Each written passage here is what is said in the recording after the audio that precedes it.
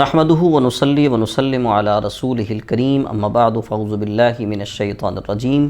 بسم اللہ الرحمن الرحیم الصلاة والسلام علیک یا رسول اللہ وعلی آلک واصحابک یا حبیب اللہ۔ ناظرین کرام، پروگرام ہے فیضان عید الاضحیٰ۔ فیضان عید الاضحیٰ کی آج ہم چوتھی نشست لے کر آپ کے سامنے حاضر ہوئے ہیں، اور فیضان عید الاضحیٰ کی چوتھی نشست جو ہے یہ آپ جانتے ہیں کہ نام ہے اس کا یاد ابراہیم علیہ السلام۔ یاد ابراہیم علیہ السلام میں آج ہم جس چیز کا تذکرہ کرنے آپ کے سامنے حاضر ہوئے ہیں وہ ہے کعبے کی تعمیر، یعنی کہ تعمیر کعبہ۔ کعبے کی تعمیر کس طرح حضرت ابراہیم علیہ السلام اور آپ کے فرزند حضرت اسماعیل علیہ السلام نے کی، انشاءاللہ آج ہم اس کا تذکرہ سماعت کریں گے۔ آپ تمام ناظرین جو میری گفتگو کو سماعت کر رہے ہیں، میری گزارش ہے کہ اول سے آخر تک آپ اس گفتگو کو سماعت کیجیے گا۔ حضرت ابراہیم علیہ السلام نے اپنے بیٹے جن کا نام حضرت اسماعیل ذبیح اللہ علیہ السلام ہے، ان سے کہا کہ مجھے اللہ تبارک و تعالی نے ایک کام کا حکم دیا ہے، کیا تم میرا ساتھ دو گے؟ حضرت اسماعیل علیہ السلام نے اللہ تبارک و تعالی کے خلیل اپنے والد گرامی حضرت ابراہیم علیہ السلام سے عرض کی، جی ہاں میں ضرور جو ہے آپ کا ساتھ دوں گا۔ تو حضرت ابراہیم علیہ السلام نے فرمایا کہ مجھے اللہ تبارک و تعالی نے اپنا گھر بنانے کا حکم ارشاد فرمایا ہے۔ پھر دونوں باپ بیٹے، دونوں اللہ کے نبی، دونوں اللہ تبارک و تعالی کے قریب بندے اس کام کے اندر جو ہے وہ شامل ہو گئے، بیت اللہ تعمیر کرنے لگے۔ حضرت اسماعیل علیہ السلام پتھر اٹھا کر لاتے اور حضرت ابراہیم علیہ السلام جو ہے وہ اس کو تعمیر کیا کرتے۔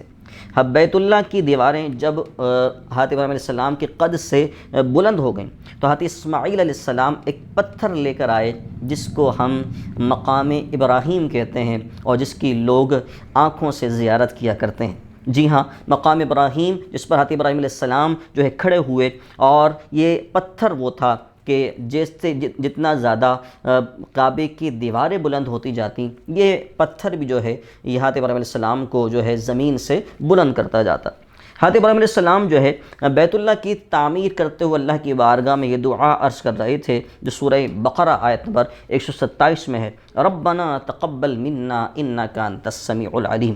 اے رب ہمارے ہم سے قبول فرما، بے شک تو ہی سنتا ہے اور تو ہی جاننے والا ہے۔ پھر جب دونوں کعبے کی تعمیر سے فارغ ہوئے تو اللہ تبارک و تعالی کی طرف سے حکم ہوا کہ اے ابراہیم علیہ السلام آپ لوگوں میں حج کا آپ اعلان کیجئے۔ حضرت ابراہیم علیہ السلام نے اللہ تبارک و تعالی کی بارگاہ میں عرض کی، مولا میری آواز لوگوں تک کیسے پہنچے گی؟ تو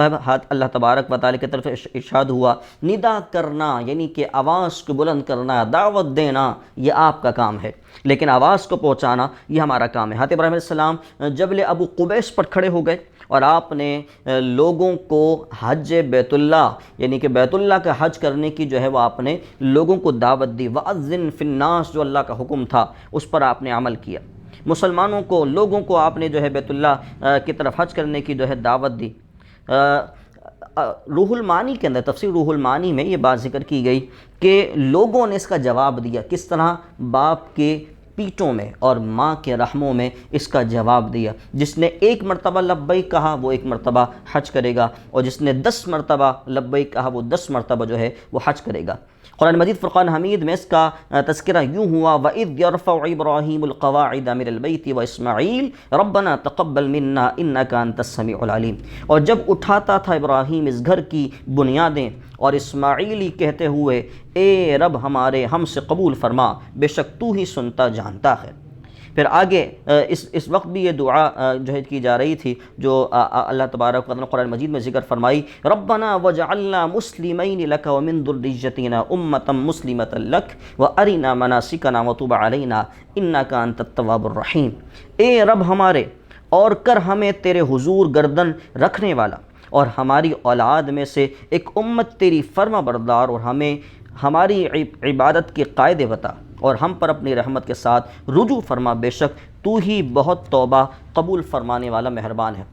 حضرت ابراہیم علیہ السلام نے یہاں پر ایک دعا اور بھی کی، وہ دعا تھی خاتم الانبیاء حضرت محمد مصطفیٰ صلی اللہ علیہ وسلم کی آمد کی دعا۔ قرآن مجید فرقان حمید میں یہ الفاظ موجود ہیں، ربنا وبعث فیہم رسولا منہم یتلو علیہم آیاتک ویعلمہم الکتاب والحکمت ویزکیہم انک انت العزیز الحکیم۔ اے رب ہمارے، اور بھیج ان میں ایک رسول انہی میں سے، ان پر تیری آیت تلاوت فرمائے اور انہیں تیری کتاب اور پختہ علم سکھائے اور انہیں خوب ستھرا فرما دے، بے شک تو ہی ہے غالب حکمت والا۔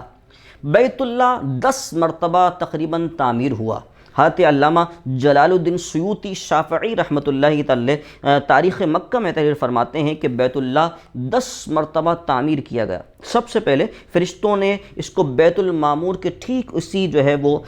سمت میں اس کو بنایا، پھر حضرت آدم علیہ السلام نے اس کی تعمیر فرمائی، اس کے بعد تیسری مرتبہ حضرت آدم علیہ السلام کے فرزندوں نے اس کی تعمیر کی، چوتھی مرتبہ حضرت ابراہیم علیہ السلام اور آپ کے فرزند حضرت اسماعیل علیہ السلام نے اس گھر کی تعمیر فرمائی جو ہم سماعت کر رہے ہیں، پانچویں مرتبہ یہ گھر تعمیر ہوا، قوم عمالقہ نے تعمیر کیا، اور چھٹی مرتبہ اس کے بعد قبیلہ جرہم نے اس کی عمارت بنائی، ساتویں مرتبہ قریش کے مورث اعلیٰ قصی بن کلاب نے اس کی تعمیر کی، اور آٹھویں مرتبہ قریش نے اس کی تعمیر کی، جس میں خود سرور انبیاء خاتم الانبیاء صلی اللہ علیہ وسلم خود موجود تھے، اور آپ کی اس کام میں جو ہے وہ کام کرنے کا انداز آپ دیکھیں کہ آپ خود اپنے دوش مبارک پر جو ہے پتھر اٹھا کر لاتے اور کعبے کی تعمیر کیا کرتے۔ نمبر 9 یعنی کہ 9ویں مرتبہ یہ کعبۃ اللہ تعمیر ہوا تھا۔ عبداللہ بن زبیر رضی اللہ تعالیٰ عنہ نے اپنے دور خلافت میں سرور دو عالم صلی اللہ علیہ وسلم کی تجویز کردہ نقشے کے مطابق جو ہے اس بیت اللہ کو تعمیر کیا، یعنی کہ جو حتیم کا جو حصہ ہے اسے بھی جو ہے خانہ کعبہ میں داخل کیا، اور دروازہ سطح زمین کے برابر نیچے رکھا، اور ایک دروازہ مشرق کی جانب اور ایک دروازہ مغرب کی سمت جو ہے بنایا۔ 10ویں مرتبہ ناظرین کرام یہ بیت اللہ تعمیر ہو رہا ہے۔ عبد الملک بن مروان اموی کے ظالم گورنر حجاج بن یوسف ثقفی نے حضرت عبداللہ بن زبیر رضی اللہ تعالیٰ عنہ کو شہید کر دیا اور ان کے بنائے ہوئے کعبے کو ڈھا دیا، اور پھر زمانہ جاہلیت کے نقشے کے مطابق کعبہ جو ہے بنایا گیا، جو آج تک جو ہے موجود ہے۔ ناظرین کرام، بیت اللہ کی جو عمارت ہے اس میں آپ دیکھتے ہیں کہ حجر اسود بھی موجود ہے۔ یہ حجر اسود کیسے جو ہے اس میں نصب کیا گیا، اس کو بھی آپ سماعت کر لیجئے تاکہ آپ کو پتہ لگے کہ بیت اللہ کے اندر جو حجر اسود ہے وہ کس طرح جو ہے نصب کیا گیا۔ جب کعبہ معظمہ کی بنیادیں بلند ہو گئیں اور رکن جو تعمیر ہو گئے، تو حضرت ابراہیم علیہ السلام نے حضرت اسماعیل علیہ السلام سے ارشاد فرمایا کہ میرے بیٹے کوئی خوبصورت پتھر کو تلاش کر اور اس کو لے کر آ، جس سے میں یہاں پر نصب کروں گا۔ بیٹے نے عرض کی، حضرت اسماعیل علیہ السلام نے عرض کی کہ مجھ پر تھکاوٹ طاری ہو چکی ہے۔ حضرت ابراہیم علیہ السلام نے ارشاد فرمایا چلو پھر میں خود ہی چلا جاتا ہوں، یہ کہا اور آپ چل دیے۔ اور ادھر حضرت جبرائیل علیہ السلام حجر اسود لے کر آئے، جو کہ اس وقت شتر مرغ کے پروں کی طرح بالکل سفید سا تھا۔ حجر اسود لے کر آئے تو حضرت آدم علیہ السلام جنت سے حضرت آدم علیہ السلام جو ہے جنت سے اس کو لے کر آئے تھے، تو یہ لوگوں کی خطائیں چوسنے کی وجہ سے اب جو ہے وہ سیاہ ہو چکا تھا،